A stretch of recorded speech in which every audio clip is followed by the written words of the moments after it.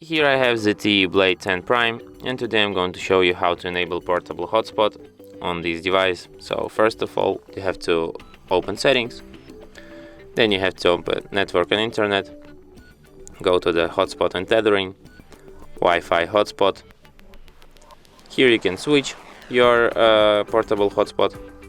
You can also change some of its configurations. For example, you can change its name here. You can access its barcode to connect.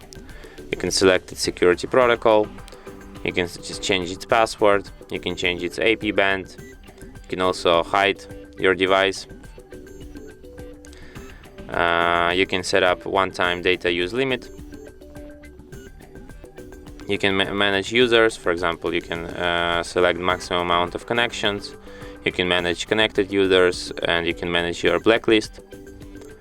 And in more settings, you can set your hotspot to turn off automatically if nobody is connected for 10 minutes or for half an hour.